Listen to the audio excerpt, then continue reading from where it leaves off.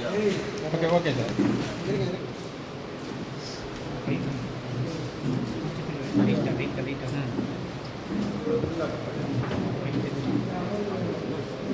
Okay. வழக்கறிஞர் சத்தியம் சரவணன் தலைமையில் இயங்கி வரும் தமிழ்நாடு கால்நடை வளர்ப்போர் சங்கத்தின் திருவண்ணாமலை மாவட்டத்தின் சார்பாக சட்ட விழிப்புணர்வு கூட்டம் இன்று நடைபெற்றது. அதில் விருந்தினராக நான் கலந்து கொண்டேன். இதில் கால்நடை வளர்ப்போருடைய நீண்ட நாள் கோரிக்கையான கால்நடை வளர்ப்போருக்கான நல வாரியத்தை தமிழ்நாடு அரசு உடனடியாக அமைக்க வேண்டுமென அரசை இந்த அமைப்பின் சார்பாக கேட்டுக்கொள்கிறேன். நல வாரியம் அமைத்தால் மட்டுமே இவர்களுடைய பிரச்சனைக்கு ஒரு தீர்வு கிடைக்கும். கால்நடையை வளர்க்கின்ற பொழுது, கால்நடைகளை மேய்க்கின்ற பொழுது இவர்கள் சந்திக்கின்ற பிரச்சனைகள் பாம்பு கடித்தல், இயற்கை சூழ்நிலை கால்நடைகள் அடித்து செல்லப்பட்டால் இப்படிப்பட்ட பல்வேறு பிரச்சனைகள் சந்திக்கின்ற பொழுது அவர்களுக்கென்று ஒரு காம்பன்சேஷன் இதுவரைக்கும் கிடையாது.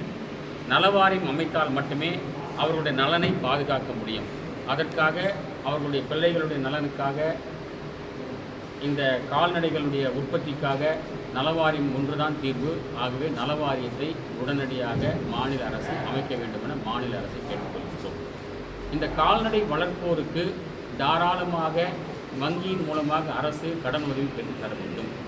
வட்டியில்லா கடனை அரசு கொடுக்க வேண்டும். கால்நடை வளர்ப்போர் பண்ணை அமைக்கின்ற பட்சத்தில் வட்டியில்லா கடனை தமிழக அரசு தானாக முன்வந்து கொடுக்க வேண்டும் என அரசை கேட்டுக்கொள்கிறோம். அது மட்டுமல்ல, அரசு 3 அரசாணைகள் மூலமாக 2021, 22, 23 3 அரசாணைகள் போடப்பட்டன. விதவைகளுக்கும் பெண்களுக்கும் கால்நடைகளை ஃப்ரீயாக வாங்கி கொடுக்குறோம் அப்படின்னு. ஆனால் அது பெயரளவில் தான் இருக்கின்றதை தவிர செயல்பாட்டில் இல்லை. அதை அரசு செய்ய வேண்டும் என கேட்டுக்கொள்கிறோம். அதற்கடுத்து எல்லா மக்களும் சமூக நீதி பெற வேண்டும் என்று சொன்னால் தமிழகத்தில் உள்ள அனைத்து ஜாதிகளுடைய எண்ணிக்கை அடிப்படையில் எல்லோருக்கும் இடஒதுக்கீடு வேண்டும். அதற்கு ஜாதிவாரி கணக்கெடுப்பு அவசியம். ஜாதிவாரி கணக்கெடுப்பு தமிழக அரசால் நடத்த முடியாது என்று சொல்வது நல்லதல்ல. ஏனென்று சொன்னால் ஏற்கனவே பீகார் மாநிலத்தில் ஜாதிவாரி கணக்கெடுப்பு நடத்தி அதை அமுலுக்கும் கொண்டு வந்தார்கள்.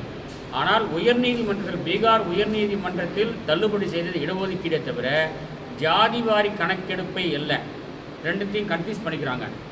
உயர்நீதிமன்றம் அது ரிஜெக்ட் பண்ணிட்டாங்க, அதனால் எடுக்க முடியாதுன்றாங்க தமிழ்நாடு அரசு. அது உண்மை அல்ல. எடுத்ததை அவங்க குறை சொல்ல, அதைப்படி விகிதாச்சாரமாக இடஒதுக்கீடு கொடுத்து தான் ரிஜெக்ட் பண்ணியிருக்காங்களே தவிர ஜாதிவாரி கணக்கெடுப்பை வெளியிட்டது ரிஜெக்ட் பண்ணல. அதனால் தமிழக அரசு முதல்ல ஜாதிவாரி ஃபஸ்ட்டு ஸ்டெப் வரட்டும். ஜாதிவாரி கணக்கெடுப்பு எடுத்து எந்தெந்த ஜாதி எவ்வளோ மக்கள் இருக்காங்கன்றது முதல்ல வெளியிட்டோம். அதுக்கப்புறம் அடுத்த ஸ்டெப் இடஒதுக்கீடுக்கு போகலாம்.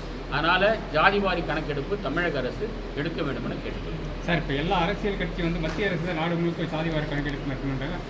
மத்திய அரசு எடுக்கணும், அதில் ஒன்றும் மாற்று கருத்து இல்லை. ஏன்னா மாநில அரசுக்கே அந்த அதிகாரம் இருக்கின்ற பொழுது ஏன் மாநில அரசு எடுக்கக்கூடாது? மத்திய அரசு எடுக்கல, அதனால் மாநில அரசு எடுக்காமல் இருக்க முடியுமா? இவங்க சொல்கிறது என்ன, மாநில அரசுக்கு அதிகாரம் இல்லைன்னு சொல்கிறாங்க. எப்படி பீகார் அரசு மட்டும் எடுத்தாங்க? ஜாதிவாரி கணக்கெடுப்பு எடுப்பதற்கு எந்த பிரச்சனையும் இல்லை. எந்த நீதிமன்றமும் அதை தடை பண்ணல. அது எடுத்து விட்ட பிறகு அடுத்த ஸ்டெப்பு போகிறாங்க பாருங்கள்.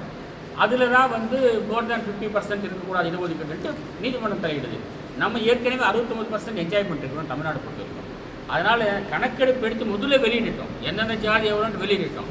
அதுக்கு அடுத்த கட்டம் அந்த 69க்கு மேலே போகிறதா கீழே வரதா, அந்த 69ல் பைபர்கேட் பண்ணுறதா, இந்த பேக்வர்ட் கிளாஸில் 30% இருக்குது, 30%ல் வேளாளர் கவுண்டருக்கு எவ்வளோ, முதலாளிக்கு எவ்வளோ, யார் பிரிக்கிறதா, அதுக்கு அடுத்த கட்டத்தை பார்ப்போம்.